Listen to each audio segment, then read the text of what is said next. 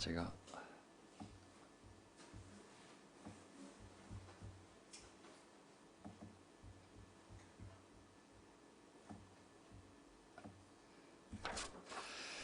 안녕하십니까.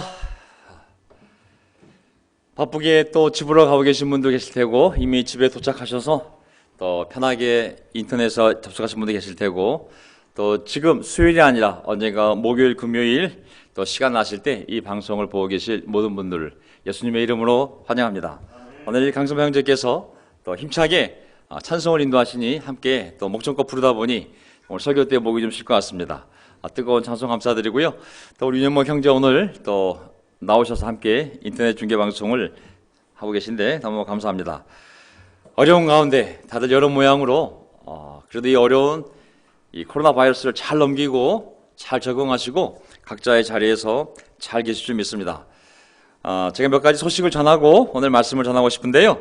드디어 5월 6일부로 사회적 거리두기가 끝났습니다. 정부가 공식적으로 이제 2주 연장하면서 했던 우리 사회적 거리두기 캠페인을 이제 종료하고 생활로 돌아가 생활 속에서 방역하는 캠페인을 시작한 것 같습니다. 이제 대한민국에 있는 모든 교회 또 불당 또 성당에서는 이제 그들의 자유에 맡겨서 그들의 책임하에 다시 모든 모임과 집회가 시작되는 것 같습니다. 어연 저희 명동교회도 2월 23일부터 우리가 모이지 않기 시작했는데 90일 정도 된 것 같습니다. 이제 다음 주가 되면 정말 2달 반이 좀 넘는 시간이 되는 것 같은데 그동안 참 인터넷으로 우리가 함께 예배를 드렸었는데 이제 우리에게 자유가 주어졌습니다. 스스로 책임하에 어떤 모양으로든지 간에 예배를 드릴 수 있게 되었는데요.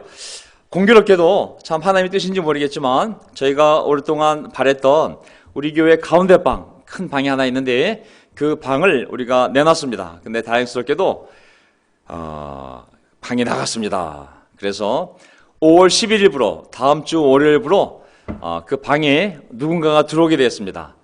그래서 이번 주일날 일요일날 저희가 그 방을 깨끗이 비워줘야 되거든요. 누가 들어오는지는 나중에 여러분들 아시게 되면 깜짝 놀랄 겁니다. 어쨌든 그 방이 나갔기 때문에 우리 5월 10일날 이번 주 주일날 제가 여러분들께 긴급 제안을 드립니다. 제가 몇 분께 의견을 물어보려고 전화를 드렸었는데 되신 분도 계시고 전화가 안 된 분도 있는데 저의 제안은 이렇습니다. 5월 10일 날 지금 서울에 있는 모든 교회들 또 일산 분당 대구 부산 어떨지 모르겠지만 각 목사들이 교회 사이즈 구성원들 또 모든 걸 감안해서 주일학교도 있고 감안해서 순차적으로 하든 아니면 여러 가지 모양으로 모임을 시작할 겁니다. 주일 예배를 저희도 이번 주일날 겸사겸사 우리 형제들이 먼저 올 수 있는 분들 저도 현실적으로 다 올 수 있을지는 궁금합니다. 하지만 형제들부터 우리가 올 수 있는 분들이 먼저 와서 올 수 있는 분들입니다. 미리 약속이 있었거나 가족의 계획이 있었거나 아니면 몸이 좀 아프다거나 이런 분들 다 제외하고 올 수 있는 분들은 우리 형제들이 먼저 모여서 함께 예배드리고 그리고 또 끝나고 나면 저 방을 같이 청소도 하고 또 짐도 좀 옮겨놓고 끝방하고 이 방을 좀 옮겨놓고 그리고 같이 식사도 하고 이렇게 멋진 스타트를 끊으면 어떨까 싶습니다. 너무 기대가 되고요. 우리 하수문 형제가 우리 명도 형제들 방에 정말 그립다고 우리 같이 탁구도 치고 같이 모여야 될 때가 되지 않았습니까? 딱 올려놓으셨는데 그 간절한 바람 때문인지 오늘 이렇게 급하게 연락이 와서 다음 주 월요일부로 저 방에 누가 들어오니 이번 주 일요일까지 깨끗이 비워달라는 얘기를 들어서 너무 기쁜 마음으로 이 광고를 드리게 되었습니다.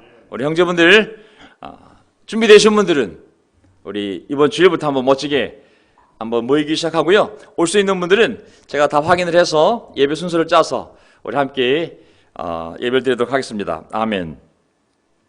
그리고 그 다음부터 어떻게 이제 우리가 주중 예배와 주일 예배를 드릴지 이번 주일날 오늘 형제들과 함께 기도하고 또 의견을 나누는 가운데 한번 그 방법을 찾아보겠습니다. 우리 여러분들도 카톡방에서 바블톡 안에서 좋은 아이디어들이 있으면 어떻게 주중 예배와 주일 예배를 드릴지 좋은 아이디어가 있으면 연락을 주시기 바라겠습니다.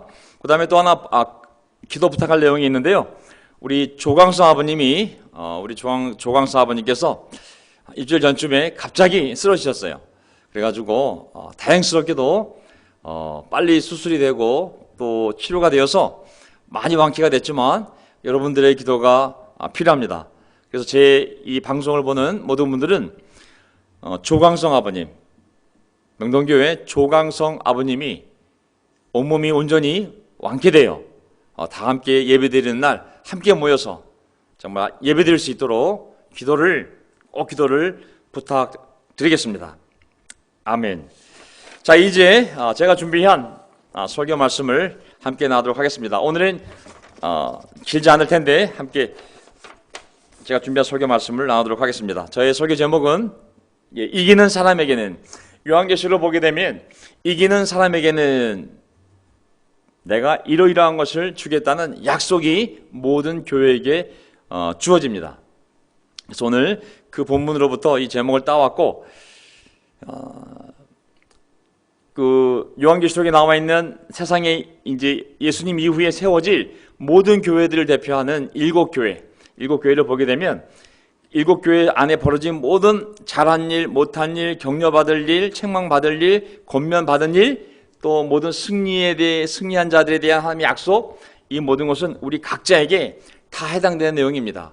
그것을 가지고 뭐 다른 교회를 판단할 일도 아니요, 우리 교회를 판단할 일도 아니요, 각자의 삶에서 그 구절 하나하나가 언젠가는 우리가 라디오회 같은 모습이 될 때도 있고, 어찌됐든 정말 목숨 걸고 충성했던 서문화 교회 같은 삶이 있을 수 있을 것이고, 어찌됐든 정말 성경 공부에 열심히 빠져서 정말 최선을 다했던 에베소 교회 같은 모습도 있을 것이고, 또 그 마음에서 또 첫사랑을 잃어버린 또 그런 시간도 올 것이고, 우리 각자가 모든 구절이 다 해당되는 것들이거든요. 그래서 잘 보시기를 바라고, 그래서 그 모든 어려움들, 교회들마다 다 겪는 어려움들, 각자가 겪는 어려움들, 하나님이 책망도 하시고, 주님께서 책망도 하시고, 칭찬도 하시고, 또 격려도 하시고, 또 모자란 부분은 권면도 하시고, 때로는 무서운 도전도 주시고, 정말 때로는 촛대로 옮기겠다는 등, 아니면 너는 살아있다는 이름이 있으나 사실은 죽은 자이다. 아유, 정말 듣기만 해도 섬찟한 도전인데요. 그런 말씀도 하셨습니다. 하지만 하나님의 마음은 바로 오늘 제목처럼 이기는 사람이 되라는 말씀 아니겠습니까? 하나님의 마음은 너희들이 이것을 이겨내기를 바란다는 것이 바로 그 도전과 그 책망에 근저에 있음을 알 수가 있습니다.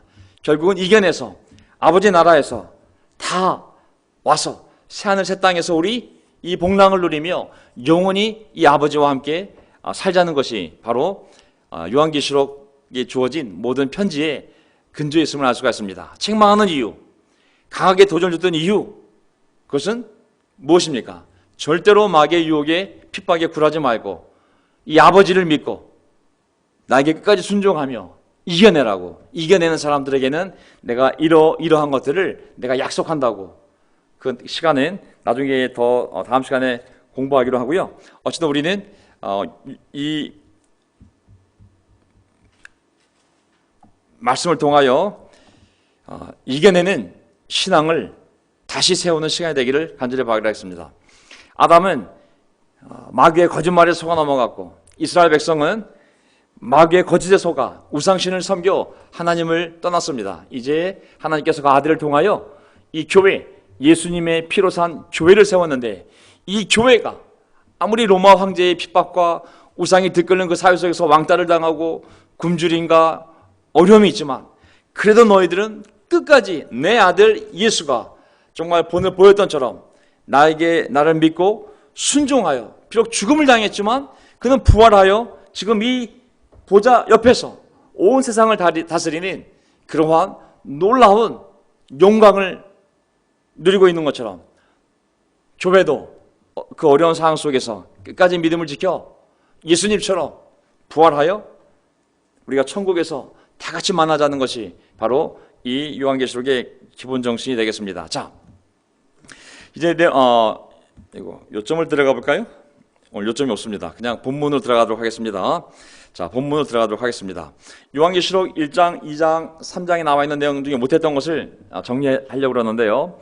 요한계시록 1장 5절을 보게 되면 뭐라고 예수님이 말씀하셨냐면은, 예수 그리스도께서는 우리를 사랑하시며 요한이 자기의 피로 우리의 죄에서 우리를 해방하여 주셨고, 6절, 그의 아버지 하나님을 위하여 우리를 나라와 제사장으로 삼으신 그에게 영광과 능력이 세세토록 있기를 원하노라. 아멘. 이게 이제 1장 5절 6절인데 제가 집에 가서 곰곰이 생각하면서 여기서 제가 뭔가를 빠뜨렸다는 생각이 들었어요. 그게 뭐였냐면, 자, 여기 보면 우리를 해방시켜 주신 것뿐만 아니라 우리를, 교회를, 우리 각자를 하나님 아버지를 위하여 나라와 제사장으로 삼으셨다고 그랬거든요. 저는 이 구절이 주어진 상황을 보게 되면 그 당시에 이 그리스도인들은 가장 우상 숭배가 극심한, 가장 로마 황제 숭배가 극심한 지역에서 가장 고통을 당하는 교회들이었거든요. 그래서 그들에게 너희들이 비록 어려운 가운데서 고통스러운 핍박과 멸시천대를 받으며 정말 남들 눈으로 봤을 때 인간적 기준으로 초라하게 살아가고 있지만 너희는 하나님의 제사장 나라이다. 세상적인 눈으로 너희를 비참하게 바라보지 말고 너희는 하나님의 선택을 받은 제사장 나라이라고, 왕 같은 제사장들이라고. 너희들의 사람들 앞에 조롱을 당하고 부끄러움을 당하고 정말 비참하게 죽어가는 그 현실을 보며 낙심되고 스스로를 정말 좌절할지 모르겠지만 너희야말로 하나님의 선택을 받은 백성이요 하나님의 제사장들이라고. 하나님은 자신의 백성들에게 영광스러운 영적인 신적 정체성을 다시 상기시켜 주시며 격려와 용기를 주심을 알 수가 있습니다. 그러면서 어떻게 마귀의 자녀가, 어떻게 하나님의 이 놀라운 제사장이 그 우상 숭배하면서 마귀의 제사장이 될 수가 있고 어떻게 이방신의 제사장이 될 수가 있냐고. 너희는 왕 같은 제사장들인데 어떻게 로마 황제의 밑에 무릎을 꿇으며 그의 종이 될 수가 있겠냐고.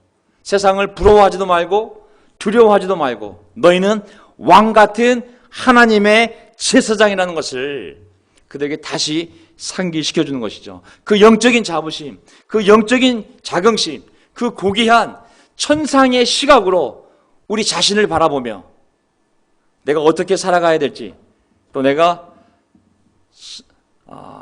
어떤 결정을 내려야 될지 우리에게 주는 강력한 위로이자 또 도전의 말씀이 아닐 수 없습니다. 사실 내가 스스로 누구라고 생각하는지는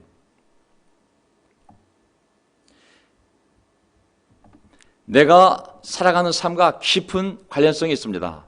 낮은 자존감을 가지면 삶에 대해 무책임해지기 쉽고 꿈을 잃기가 쉽습니다. 그리고 결론적으로는 불행한 삶을 살 가능성이 많습니다. 하지만 높은 자존감을 가진 사람은 자기 삶에 대한 책임감을 갖고 꿈을 세우고 그리고 건강한 삶을 살 가능성이 높습니다. 저는 우리 한국을 보더라도 정말 낮은 자존감이 있던 나라 아니겠습니까? 일본인들이 심어놓은 식민지 사관, 정말 수많은 침략을 당하고 한국인들은 당파적이고 모래알이고 이런 뭉치기 어렵고 이런 부정적 이미지를 일제의 식민지 통치하에 역사학자들이 한국인들이 스스로 비열감을 가져서 그들 스스로 종이 될 수 있도록 한국 시민이 될 수 있도록 심어놓은 민족적 사관인 거거든요. 하지만 일본 사람들이 떠난 지 70년이 됐는데도 우리는 스스로를 그 식민지 사관에 얽매여서 스스로를 비하하고 우리는 안 돼, 우리는 원래 그래, 우리는 원래 이런 민족이야 라고 묶여 산 지 이미 70년이 됐습니다. 하지만 모든 세계사를 보면 모든 민족이 다 분열이 되고 모든 민족이 다 모이기 쉽지 않습니다. 미국을 보십시오. 요즘 일본을 보십시오. 요즘 프랑스, 독일, 영국을 보십시오. 얼마나 한심하게 전염병을 대처하고 있습니까? 내부적으로는 대통령과 국민이 분열되어 있고 야당과 여당이 분열되어 있고 국민들은 정말 말만 선진국이지 정말 국민들은 제가 이런 말씀은 좀 이 단상에 안 맞을지 모르겠지만 정말 더럽게 그 나라 인도자들의 말을 안 듣지 않습니까? 미국도 집에 있으라 했더니 자유를 달라고 그러면서 총을 들고 의사당에 가서 주지사 나오라고.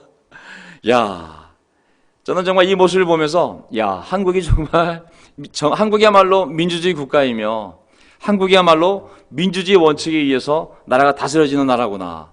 제가 다시 한번 깨달으면서 훌륭한 대한민국, 민족적인 자부심을 다시 느끼는 시대입니다.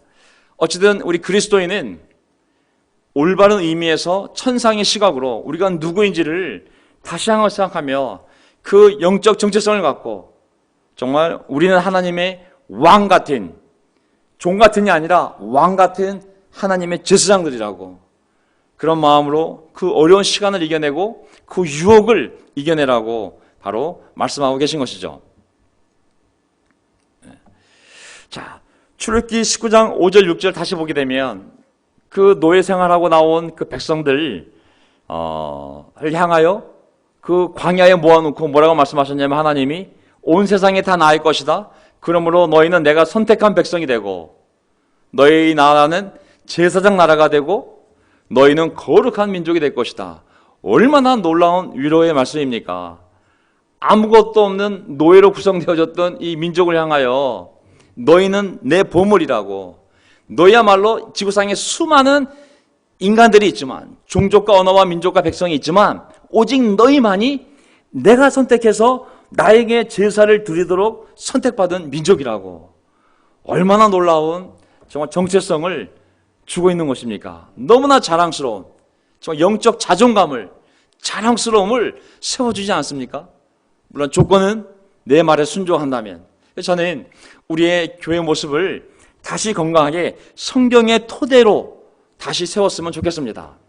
어떤 어려움이 오든 유혹이 오든 그 영적 정체성을 가지고, 그 자랑스러운 자부심을 가지고 내가 왜 마귀의 종이 되냐, 내가 왜 마귀의 자녀가 되냐, 다시 나는 하나님의 자녀이며 왕 같은 제사장으로서 이 세상을 예수님과 함께 왕노릇하며 그들을 다스리며 구원하며 인도하며 살 사람인데 내가 이런 것으로 유혹받고 무너지겠느냐? 다시 용기를 내서 교회를 세워가야 될 때가 왔다는 생각이 듭니다. 그 신약에서도 똑같이 베드로 사도를 통하여 하나님 말씀하시지 않습니까? 디아스포라, 그 당시에 박해를 통해서든 성전이 무너서든 다 흩어져 있는 그리스도인들에게 뭐라고 말씀하고 있습니까? 여러분은 택하심 받은 족속이요, 하나님의 택함을 받은 족속이요. 교회의 택함이 아니라 어떤 운동의 교파의 택함이 아니라 하나님의 택함을 받은 족속이요, 왕과 같은 제사장들이요. 왕이에요, 왕. 신하도 아니고 왕 같은 제사장들이요, 거룩한 민족이며 하나님의 소유가 된 백성입니다. 얼마나 강력한 위로이며 신적인 정체성이며 격려이며 삶의 방향성입니까? 너희들이 비록 남의 나라에서 유랑민처럼 피난민처럼 나그네처럼 떠들이처럼 갈시받으며 살아가지만 너희들이야말로 하나님의 선택을 받은 하나님의 제사장이요, 하나님의 자비, 보호, 은혜를 받는 자들이라고. 기죽지 마라, 두려워하지 마라, 잘릴 것 같으면 걱정하지 마라. 내가 너희 아버지요, 너희 하나님이요, 내가 너희를 결코 버리지도 떠나지도 않을 것이다.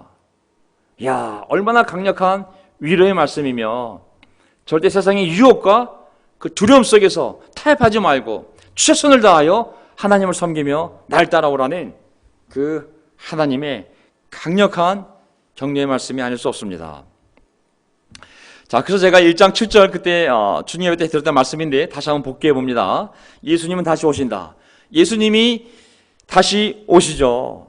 반드시 다시 오시죠. 때와 시간은 알 수 없으나 반드시 오시기 때문에 바로 지혜로운 처녀처럼 항상 등불을 켜며 신랑이 언제 올지 모르기 때문에 준비했던 것처럼, 이것은 두려움으로 준비하는 것이 아니라 기쁨으로 그 영적 순결을 준비하는 거 아니겠습니까? 그래서 1장 7절에 보게 되면, 요한계시록 1장 7절에 보게 되면, 보아라, 그가 구름을 타고 오신다. 반드시 오신다는 거죠. 올라가셨던 모습 그대로 오신다고 그랬어요. 눈이 있는 사람은 다 그를 볼 것이요, 그를 찌는 사람도 볼 것이다. 땅의 모든 족속이 그분 때문에 가슴을 칠 것이다. 꼭 그렇게 될 것입니다. 아멘. 어떻게 오는지가 중요한 것이 아니라, 구름이 이게 중요한 것이 아니라 다시 오신다는 것이죠. 반드시 다시 오신다는 것이죠. 그때 오게 되면 눈알이 있는 사람은, 육체적으로 눈알이 있는 사람은 한 명도 빠지지 않고 다 보게 될 거라고. 찌를 사람들, 뭐 구약 때 하나님의 마음을 아프게 해서 하나님의 가슴을 찔렀던, 신약 때 예수님을 믿지 않아 정말 로마 군인이 예수님 옆구리를 찌른 것처럼 정말 모든 불신자를 대표하던 그런 행위를 했던 사람들을 포함한 모든 사람들이 두 눈으로 똑똑히 다시 오신 예수님을 보게 될 거라고. 그때는 이를 갈며 통곡하며 가슴을 치며 정말 탄식할 거라고. 왜 내가 예수님을 믿지 않았던가? 내가 왜 하나님을 믿지 않았던가? 왜 내가 그때 초대를 받았을 때 그 믿음을 세우지 않았던가? 뭐가 밭이 중요하길래, 뭐가 실험실이 중요하길래, 그것은 장사가 뭐가 이렇게 중요하길래, 그깟 약속이 뭐가 중요했길래, 내가 왜 그 초대에 응해서 성령 공부했을 때 세례를 받고 하나님의 자녀가 되지 않았던가? 왜 내가 교회의 멤버가 되지 않았던가? 이를 갈며 통곡할 날이 반드시 올 것이라고, 꼭 그렇게 될 것입니다 하고 성령 본문에도 아멘이라고 나와 있습니다. 저는 이것은 안 믿는 자들에게 주는 도전이라기보다는 믿는 자녀들, 하지만 고통받고 그 죽음이 바로 눈앞에서 아른거리는 그런 절망스러운 상황 속에서 너희를 심판하고 고통을 주는 자들 반드시 이렇게 될 거라고. 너희들은 내가 올 때 천국에서 다시 만나겠지만, 하지만 너희를 핍박하고 고난을 주고 저 왕자에 있는 로마 황제부터 시작을 해서 우상을 숨기는 제사장들, 로마 황제의 제사장들, 너희를 고발하고 고문하고 핍박하는 모든 자들은 반드시 이를 갈며 가슴을 치며 통곡하는 심판의 날이 반드시 올 거라고. 우리에게 두 가지로 위로하는 것이죠. 믿는 자들에 대한 구원, 믿지 않는 원수들에 대한 하나님의 무서운 심판. 그래서 믿는 자들에 대한 심판이 아닌 것이죠. 저 악인은 어떻게 됩니까? 내가 반드시 심판한다. 하지만 너는 믿음을 지키라고. 1장 8절을 보게 되면 했던 말씀인데요. 지금도 계시고 전에도 계셨고 앞으로 오실 전능하신 주 하나님께서 나는 알파요 오메가다라고 말씀하십니다. 제가 설명드리지 않았습니까? 알파는 헬라어 알파벳에서 첫 글자요, 오메가는 마지막 글자입니다. 이것은 뭡니까? 내가 시작이고 마지막이라고. 역사의 시작은 나고 역사의 마지막도 나라고. 내가 원할 때 역사를 시작했던 것처럼 마지막도 내가 원할 때 마칠 거라고. 내가 시작한 내가 끝내는 것도 내가 반드시 끝낼 거라고. 창조한 내가 반드시 세상을 심판할 거라고. 내 자녀들을 반드시 구원할 거고, 나를 믿기를 거부하며 죄멋대로 산 자들에 대해서는 이 책에 기록되어진 대로 하나하나 그들의 삶이 왜 내 기준에 의롭지 않은지, 모자란지를 설명하고 반드시 심판할 거라고. 나는 알파요 오메가. 로마 황제가 세상을 다스리고 있는 것이 아니라 트럼프 마음대로, 시진핑 마음대로, 김정은 마음대로 세상이 그렇게 하는 것이 아니라 역사의 주권은 내가 갖고 있으며 역사는 내 뜻대로 진행되고 있으며 어떤 전염병, 어떤 홍수, 어떤 지진, 어떤 모든 재앙조차도 내 컨트롤 안에 있으며 내가 그 역사를 주관하고 있고 내가 그런 것들을 사용하고 있고 내 뜻을 이뤄가고 있다고. 반드시 나는 구원할 자를 구원하고 심판할 자를 심판할 거라고. 나는 알파요 오메가, 처음이자 마지막이요 시작이자 끝이라고. 모든 것이 내 손 안에 있다고. 이 바이러스도 마찬가지인 것이죠. 일할 때가 있으면 끝나지 않겠습니까? 하나님의 뜻을 이루고 그분이 끝내실 것입니다. 아멘. 그래서는 1장 9절을 보게 되면 여러분의 형제요, 요한계시록 1장 9절, 예수 안에서 환난과 그 나라와 인내에 여러분과 더불어 참여한 사람이 나 요한이. 보세요. 나 요한은 어떻게 소개하고 있냐면 나 사도예요.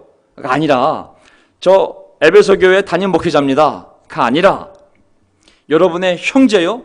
형제인데 어떤 형제냐면 예수 안에서 믿음 안에서 환난을 함께 겪고 예수님 안에서 그 나라 안에서 함께 살며 이 모든 어려움 가운데 함께 인내했던 형제 나 요한인, 이렇게 말씀하신 거 아니겠습니까? 물론 그것 때문에 이 사도 요한조차도 붙잡혀서 에베소 교회 담임 목회자로 복음을 전하다 붙잡혀서 이제 이 반모섬에 와 있음을 알 수가 있습니다. 저는 우리가 형제 자매일 수 있는 이유는 단지 세례라는 하나의 출생 때문만이 아니라 우리가 예수님 안에서 함께 환난을 겪고 함께 이 날 안에서 먹고 마시며 복음을 전하며 그리고 이 어려운 시간을 함께 인내했기에 우리가 형제 자매가 되어져 간다고 믿습니다. 이런 경험을 공유하지 않는다면 어떻게 우리가 서로를 형제 자매라고 느낄 수 있는 친밀감을 만들어갈 수 있겠습니까? 저는 이 코로나19 동안 약 3개월을 만나지 못했지만 이 시간조차도 우리가 명동 안에서 우리가 형제 자매의 관계를 만들어가는 과정이요, 또 우리가 어디에 있는지 스스로 자기의 마음과 삶을 볼 수 있는 시간이 또 되지 않았을까 싶습니다. 모든 인내, 환난, 우리가 가족을 만들어가는 과정이 될 수밖에 없는 것이죠. 그 과정을 피하고 좋은 것만 먹고 마신다면 어떻게 우리가 십자가 아래에 있는 하나님의 형제자매라고 말할 수 있겠습니까? 이 어려운 시간을 함께 이겨낸 모든 형제자매들, 우리 주일날 다 함께 볼 걸 생각하니 다시 마음이 또 설레기도 합니다. 아멘. 그래서 결론을 보게 되면 10절을 보게 되면 주님의 날에 내가 성령에 사로잡혀 나팔 소리처럼 울리는 큰 음성을 듣게 되었습니다. 그래서 결국은 이 어려울 때 정말 로마 황제 치하에서 이 터키에 있는 7교회들 정말 어려운 상황 속에서 절망감과 절박감 속에서 무릎 꿇고 주님의 교회가 도대체 어떻게 되는 것입니까?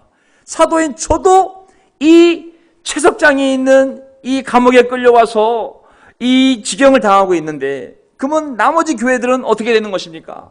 수많은 사람이 예수님을 주님으로 고백했다는 이유로 붙잡혀가 고문을 당하고 죽임을 당하고 있습니까?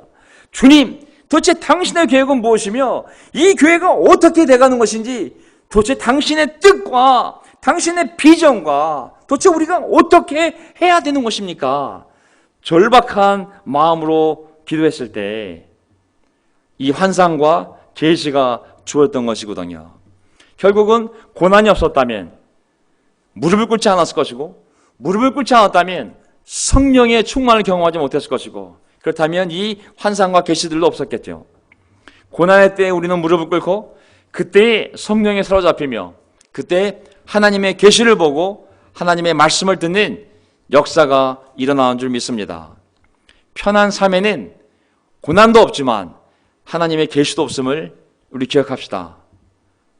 편안한 삶에는 무릎을 꿇을 일도 없지만 꿇지 않기에 우리가 성령의 충만도 경험하기 어려우며 성령의 충만도 없기에 하나님의 말씀의 계시와 또한 위로도 없음을 우리가 기억합시다. 다시 교회가 기꺼이 모이게 된다면 저는 다른 사람들을 사랑하고 섬기기 위한 그 어려운 과정으로 우리가 함께 걸어갔으면 좋겠습니다. 더 열심히 모이고 더 열심히 우정을 만들고 더 사람들을 이 어려운 시간에 하나님을 찾고자 하는 사람들을 다시 우리가 하나님 보내주시면 그들과 함께 성경을 공부하고 세례주고 정말 하나님의 살아있는 성령의 공동체요, 복음의 공동체요, 그리고 사랑의 공동체임을 다시 한번 세상에 보일 수 있는 좋은 교회가 왔다고 생각합니다.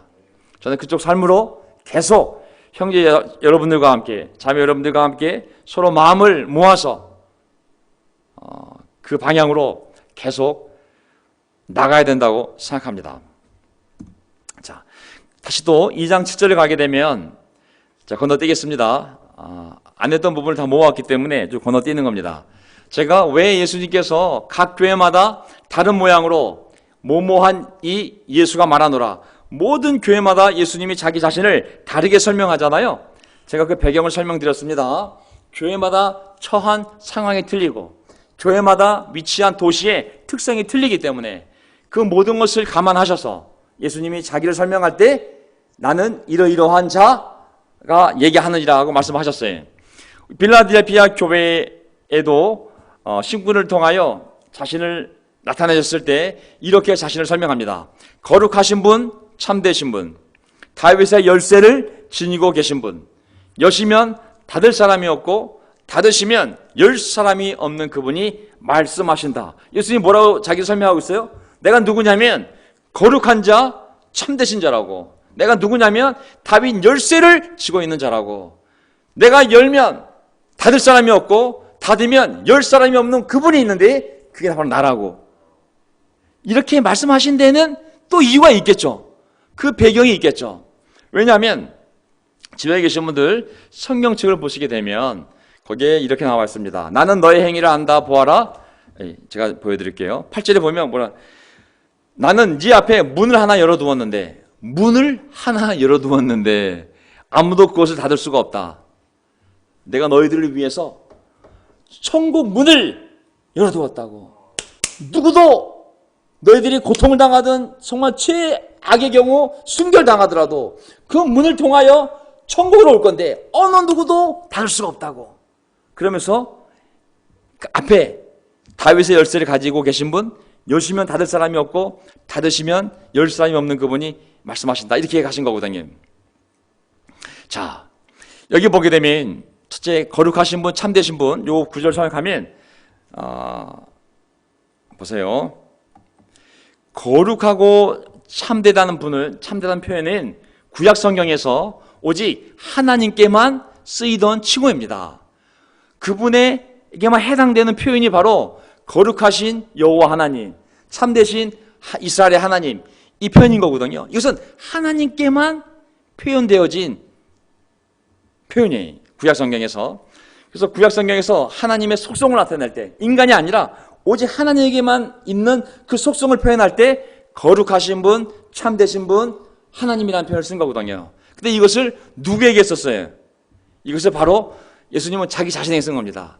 내가 하나님이라고. 내가 성부, 성자, 성령 하나님이잖아요.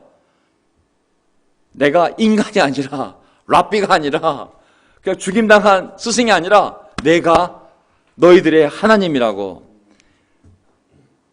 자기 자신에게 이 칭호를, 하나님에게만 적용되는 칭호를 거룩하신 분, 참되신 이가 말한다 라는 것은 뭐예요? 내가 바로 그분이라고, 하나님이라고 말씀하시는 겁니다. 왜냐하면 왜 이 표현을 썼냐면은 빌라델피아 교회의 어려움 중에 하나는 뭐냐면, 빌라델피아 교회의 어려움 중 하나는 뭐냐면 교회 내에 유대인들의 이 가르침이 가장 큰 문제가 됐습니다.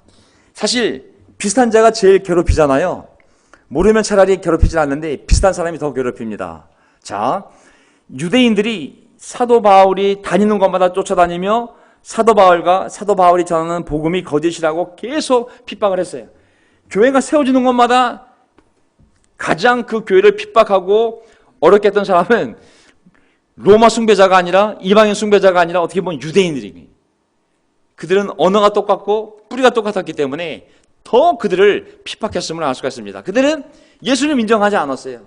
그냥 미친 예언자, 랍비 중에 한 사람으로, 그러다 결국은 신성 모독에 걸려 십자가에 달려 죽은 자만 알고 있었어요. 하지만 예수님이 내가 하나님이라고 알려주시는 겁니다. 그리고 여기 보면 유대적인 배경이긴 하지만 다윗의 열쇠를 가지고 계신 분, 다윗의 열쇠를 가지고 계신 분, 이것은 무슨 의미가 있을까요? 이것은 이사야 22장을 가야 이 단어의, 이 표현의 의미를 알 수가 있습니다. 왜냐하면 이 요한계시록에는, 요한계시록을 이제 우리가 하나씩 공부하면서 우리의 신앙을 다시 한번 세우려고 그러는데, 요한계시록에는 구약의 성경 500군데 정도에서 다 그 표현이 인용되어 온 겁니다. 창세기부터 시작을 해서 구약 성경 500 정도 구절을 암시하는 구절들이 바로 인용되었거나, 구약 그 구절들을 모르면 이게 무슨 표현이지? 왜 이렇게 말씀하셨지? 도저히 이해 안 되는 표현들이 이 요한계시록에 너무 많습니다. 그렇기 때문에 우리는 창세기부터 시작해서 구약을 대부분 강해 설교를 했고, 또 신약의 중요한 부분을 다 강해 설교를 삼도했기 때문에 우리가 이제 요한계시록 풀 수 있는 충분한 자격과 능력이 갖췄다고 생각하기 때문에 제가 하는 거거든요. 이사야서 22장을 보게 되면 다윗 열쇠를 가진 자라는 의미가 왜 나오냐면, 그날이 오면 내가 힐기야의 아들인 나의 종 엘리야김을 불러서 22절 다윗 집의 열쇠를 그의 어깨에 둘 것이니 그가 열면 닫을 자가 없고 그가 닫으면 열 자가 없을 것이다. 이게 바로 이사야 22장에 나와 있는 거예요. 타락한 그 성전 관리를 맡은 타락한 하나님에 대한 사랑과 존경을 잃어버린 그 신하를 책임자를 없애버리고 하나님 마음에 드는 하나님의 성전을 제대로 관리할 수 있는 나의 종을 세우겠다고. 그게 바로 엘리야킴입니다. 이제 엘리야킴이 다윗의 집을 관리하는 열쇠를 소유했다는 얘기가 뭐냐면 그것을 빗대어서 이제 예수님이 그리스도께서 하나님 나라를 다스리는 관리하는 열쇠를 그가 소유하게 된 것입니다. 그 열쇠를 열어줘야지만 사람들이 유대인이 되었던 이방인이 되었던 하나님 나라 안에 들어갈 수 있는 것이거든요. 열쇠는 열어주는 거잖아요. 열쇠를 문이 열려야 이게 들어가는 거잖아요. 하나님 나라가 이게 그냥 지가 들어가고 싶다고 들어갈 수 있는 것이 아니라 누가 그 문을 열어줘야 돼. 예수님도 내가 문이라고, 나를 통해서만 우리 안으로 들어갈 수가 있고 나갈 수가 있다고 유대인들에게 하는 얘기예요. 내가 하나님 나라의 열쇠라고. 너희들이 율법을 지켜서 들어갈 수 있는 것이 아니라 너희들이 들어가고 싶은 나라 열쇠 내가 가지고 있다고. 내가 열면 닫을 자가 없고 내가 그 문을 종말 때 닫으면 들어올 자가 없다고. 유대인들에게 주는 경고의 메시지인 것이죠. 그리고 그리스도인들에게는 바로 너희들은 걱정하지 말라고. 그 열쇠 내가 갖고 있고 너희들 앞에는 그 문이 열려 있으니 걱정하지 말라고. 너희들은 다 천국에서 나를 만날 거라고. 아시겠죠? 그런 의미에서 예수님이 이 말씀을 하신 것이죠. 우리도 그 열린 문을 향하여 확실하게 걷고 있음을 믿습니다. 아멘. 우리 앞에 천국 문이 닫혀 있는 것이 아니라 열려 있습니다. 아멘. 안 믿는 자들에게는 그 문이 닫혀 있고 우리의 초대를 통하여 복음을 받아들이고 회개하고 예수를 믿고 정말 세례받을 때 그 천국문이 다시 열리지 않겠습니까? 지금은 어떻게 보면 구원의 때요 동시에 심판의 때입니다. 믿으려는 자에게는 구원의 때이지만 믿지 않는 자들에겐 이미 하나님의 심판이 주어지는 것이거든요. 자, 마지막 구절. 라오디아 교회의 신분권에게 이렇게 써보내라. 아멘이신 분이시요 신실하시고 참되신 증인이시요 하나님의 창조의 처음이신 분이 말씀하신다. 아멘. 예수님이 스스로 나 아멘이야. 예수님이 나 아멘이야. 나 신실하고 참된 증인이고 하나님의 창조의 처음이야 내가. 그런 사람이 너희들한테, 그런 분이 너희들 얘기한다. 여기 보면 아멘이신 분이시오. 예수님을 아멘이라고 그러잖아요. 이거는 왜 라오디아 교회에게 이런 말씀을 하셨을까요? 사실 라오디아 교회는 아멘하는 교회가 아니지 않습니까? 라오디아 교회는 아멘 대신 다 타협을 한 상태였습니다. 고린도 교회 수준보다 더 나아간 교회거든요. 총체적인 영적인 부실에 처한 교회였거든요. 영적인 종합병원 수준의 교회였습니다. 믿음, 소망, 사랑이 충만한 게 아니라 모두 상실한 상태였습니다. 사대교회는 그래도 좀 살아있는 자가 좀 있다고 그들을 굳세게 하라고. 하지만 라오디아 교회는 거의 전원이 사랑의 행위도 멈추고 사랑의 수고도 멈추고 소망을 둔 인내도 포기한 상태였거든요. 하지만 잘 사는 교회. 하지만 잘 사는 교회. 라오디아의 특징이 영적으로는 가난하고 헐벗고 굶주리고 하지만 겉으로 보기엔 너무 잘 사는 교회가 이 라오디아 교회였거든요, 사실은. 그래서 예수님이 말씀하시지 않습니까? 뭘 사서 바르고 입고 강력한 치료제가 필요한 교회였습니다. 그래서 그들이 하나님 말씀 앞에 아멘 하고 순종하지 않았기 때문에 다 이런 비극이 벌어진 거거든요. 너희들 정말 마음은 열지 않고 회개하지 않으면 나 토해버리겠다고. 나 교회 옮긴다. 물론 그 진심은 아니시지만 그러니까 예수님 거꾸로 아멘이신 분이 말씀하신다고. 너희도 아멘 하라고. 하나님 말씀에 순종 아멘 하라고. 편한 곳 찾지 말고 편한 삶 찾지 말고 남을 섬기며 사랑할 수 있는 곳을 찾아 아멘 하라고. 두 번째, 신실하시고 참되신 증인이시여. 넘어가겠습니다. 지난번 했기 때문에. 하나님의 창조의 처음이신 분. 왜냐하면 라오디게아는 더 이상 증인으로서의 삶을 포기한 교회거든요. 왜냐하면 그들의 삶이 완전히 타협했기 때문에 우상 숭배도 하고 또 일반 우상들 성전에 가서 제물도 먹고 님도 보고 뻥도 따고 교회도 나오고 우상도 섬기고 우상 제물도 먹고 또 그들의 교제와 함께 참여하고 너도 좋고 나도 좋고 그런 완전한 타협을 이뤘기 때문에 교회 자체가 영적으로 죽을 수밖에 없는 상황이거든요. 그들이 만약에 타협하지 않았다면 극심한 고통 속에서 서머나 교회 같은 모습으로 갔겠죠. 하지만 그 타협이 한 걸음 두 걸음 편안한 삶을 추구하다 보니 결국은 이렇게 라오디게아의 책망을 듣게 된 것이죠. 그래서 여기 보면 이런 말씀을 하시고 신실하시고 참되신 증인, 우리 모두 그 길을 가야 되거든요. 저부터 시작을 해서. 그래서 여기 보면 넘어가겠습니다. 너무 놀라운 것은 뭐냐면 이 마지막 구절인데요. 예수님께서 그 교회 안에 있는 형제자매들에게 정말 사랑하시는 자들 아니겠습니까? 자기 피값을 샀으니 엄마가 모성애를 생각하면 자기가 정말 자기 배에서 10개월 동안 품었다가 자기 살로 뼈로 나눠줘서 난 아이잖아요. 어떻게 그거를 포기할 수 있고 버릴 수가 있어요. 아무리 극단적인 말을 써도 어머니인 거죠. 예수님도 마찬가지거든요. 아무리 강한 도전을 주어도 자기의 피값으로 산 자기의 정말 몸이잖아요. 몸. 어떻게 포기하겠어요? 아무리 어려운 상황이고 타협했다 할지라도 말은 강력한 도전을 주지만 갖다 버리겠다. 7배, 안 되면 7배. 정말 정신을 미치게 하고 쫓아내고 포로로 가게 만들고 쫓당망하게 하고 아무리 강한 말을 해도 그 본심은 뭐게? 내가 너희를 피로 샀는데 내가 죽어서 너희를 살렸는데 너희가 내 핏덩어리인데 내 생명인데 내가 어떻게 너희를 포기할 수 있냐고. 그래서 항상 끝에는 뭐예요? 이기는 사람이에요. 7개 모두 결론은 이기는 사람은 하고 나가는 거예요. 물론 주는 상 다 틀리죠. 그 교회 상황에 맞춰서. 하지만 그 본 마음은 난 너희가 이기길 바란다고. 내가 억지로 이기게 할 수도 있지만 하나님이 아담을 억지로 만들지 않았던 것처럼 너에게 주어진 그 자유의지를 사용해서 성령의 인도를 받아 너희들이 이겨내기를 바란다고. 정말 최악의 경우에는 목숨까지 버리더라도 네가 믿음을 지키기를 바란다고. 절대로 로마 황제의 종이 되거나 너희 왕 같은 제사장들이 절대로 이방신을 섬기는 제사장이 되거나 아니면 그 로마 황제의 자녀가 되지 않기를 바란다고. 너희는 내 아들 딸들이고 내 백성이고 그리고 나를 섬기라고 선택한 제사장들이고 나처럼 함께 이 보좌에 앉아 왕노릇하며 이 믿지 않는 자들을 통치하게 될 선택받은 자들이라고. 여기 나오잖아요.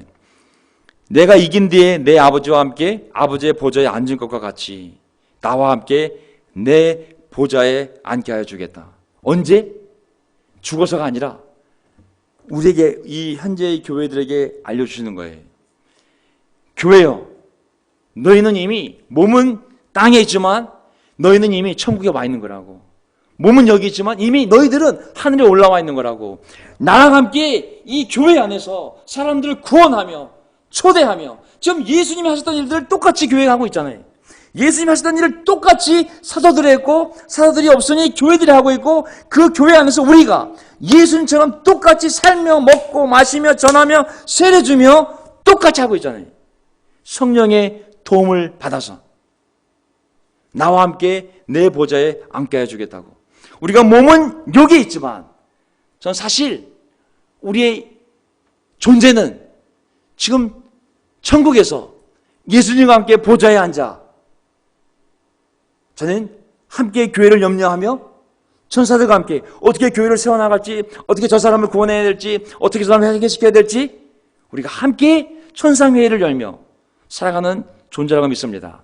언젠가 지상에 있는 육신의 삶과 천상에 있는 이 우리의 본질이 새하늘 부활하여 새하늘 새 땅에서 온전히 통일되는 그 날이 오겠지만 그 날이 오기 전까지 아직은 불완전한 이 사회 속에서 핍박과 마귀의 유혹과 어려움 속에 살아가고 있지만 언젠가 반드시 완전한 통일이 올 거거든요.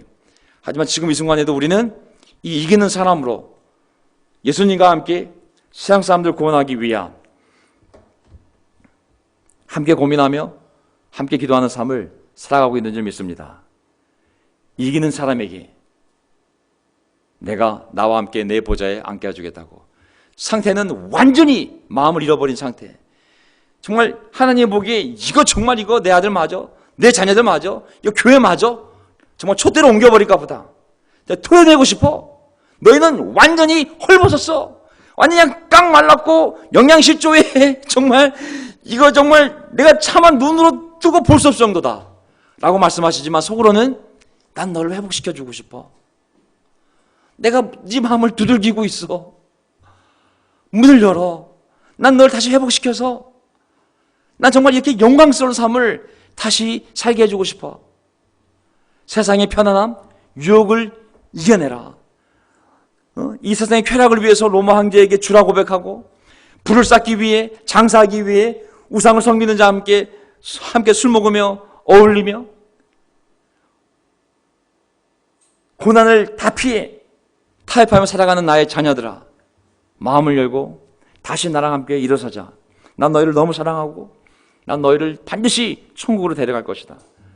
나는 천국에서 너희들 다시 만나고 싶고 영원히 이 복락을 누리며 살고 싶다고. 조금만 더 참고 다시 일어서라는 것이 바로 마지막 2장 3장 편지에 하나님의 진심의 마음이 여기 담겨 있습니다. 저는 어쨌든 이 어려운 코로나 시간이 지나가고 나서 우리 다시 모이게 되면 다시 하나님에 대한 사랑을 다시 확인하고 형제 자매들에 대한 사랑을 확인하고 다시 교회의 본연의 모습으로 돌아가 그 사랑을 전하는 일을, 그리고 모이기에 힘쓰는 일을 계속 하고 싶습니다. 뭐 어디는 줌이라는 걸 통해서 서로 인터넷으로 보고 그 한계가 있어요. 사실은 하나님 우리를 너무 축복해 줘서 그럴 필요가 없게 만들었습니다. 이제 만날 수 있게 만들었습니다. 서로 얼굴을 보고 만질 수 있게 만들었습니다. 먹고 마실 수 있게 만들었습니다. 이 축복을 우리가 마음껏 누리며 다시 교회를 세워가면서 다시 사람들을 세례주고 다시 가족을 만들고 우정을 만들고 그리고 정말 살아있는 예수님의 사랑 성령 공동체를 우리 함께 만들어갈 날이 왔습니다. 하나님께 찬양을 드리고 우리 건강한 모습으로 이번 주일부터 우리 형제들 올 수 있는 분들 함께 모였어. 다시 예배드리고 자전거 타고 탁구 치고 전도하고 세례주고 찬양하고 왕 같은 제사장 같은 그런 삶을 같이 살아갑시다. 아멘. 감사합니다.